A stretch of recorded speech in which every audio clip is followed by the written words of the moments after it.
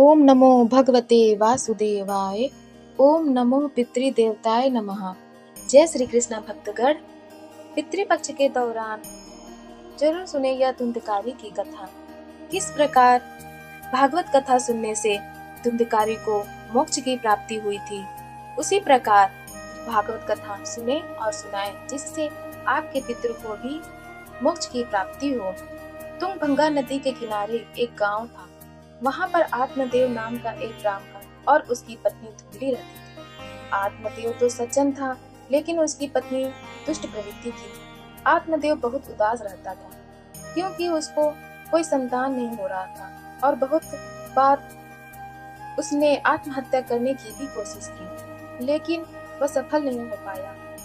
एक दिन हताश होकर वह जंगल की तरफ आत्महत्या करने के लिए निकल पड़ा।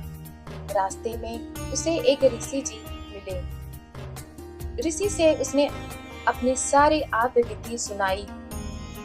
ऋषि ने उसकी सारी कहानी सुनी और कहा, मैं ऐसा तो कुछ कर नहीं सकता, लेकिन आत्मदेव ने बताया कि उसकी पत्नी को कोई बच्चा नहीं। और जब आत्मदेव ऋषि को बार बार बोलने लगा, तो ऋषि ने उसे एक फूल दिया और उसको अपनी पत्नी को खिलाने को कहा और कहा कि 1 साल तक तुम्हारी पत्नी को सात्विक जीवन जीना पड़ेगा। आत्मदेव वह फल लेकर खुशी खुशी घर वापस आकर सारी बात धुंधली को बताता है और उसको वो फल खाने को देता है। लेकिन धुंधली सोचती है, अगर बच्चा हुआ तो उसको बहुत कष्ट का सामना करना पड़ेगा। यही सोचकर वह उस फल को नहीं खाई और जाकर सारी बात अपनी छोटी बहन को बताई।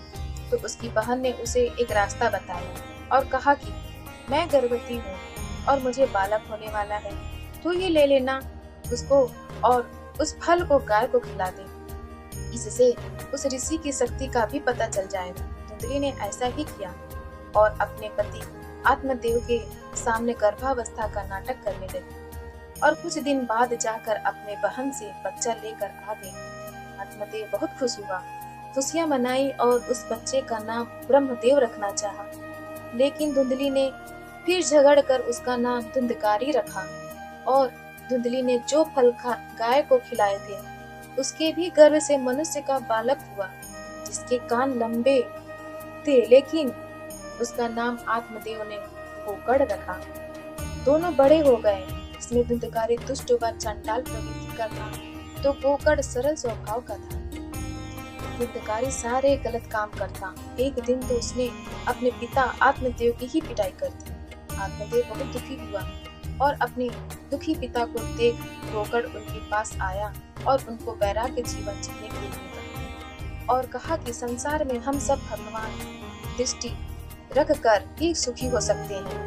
गोकर्ण की बात मानकर आत्मदेव गंगा के किनारे आकर भागवत के 10वें स्कंद का पाठ करने लगा और उसी जीवन में उन्हें भगवान श्री कृष्ण की प्राप्ति हो गई थी। समय बीतता गया और एक दिन धुंधली भी धुंधकारी के अत्याचारों को देखकर दुखी होकर एक कुएं में कूदकर आत्महत्या कर ली। अब धुंधकारी एकदम ही अत्याचारी और दुष्कर्म वाला इंसान बन गया था। वह वैश्यों के मांगों के लिए चोरी करता और एक दिन तो उसने राजा के यहाँ ही डाका डाल दिया। तभी वेश्याएं सोची, अगर ये जिंदा रहा तो एक दिन हमको भी मरवा देगा।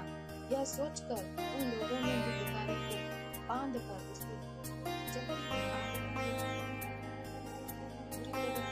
वजह से धुंधकारी प्रेत बन गया और वह अपने भाई गोकर्ण को डराने लगा। हालांकि गोकर्ण ने अपने भाई का श्राद्ध गया जाकर किया था, लेकिन धुंधकारी को फिर भी मुक्ति नहीं मिली।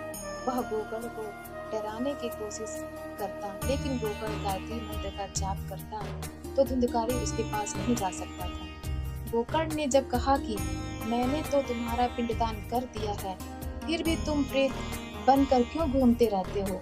धुंधकारी बोलता है कि मैंने इतना पाप किया है, पिंडदान से मेरा मुक्ति नहीं होगा।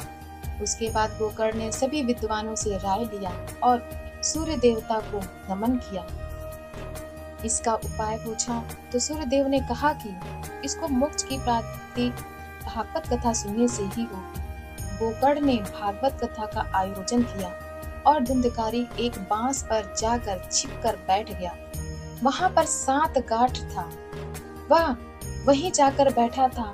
बहुत से लोग 7 गांठ का बांस लगाते हैं।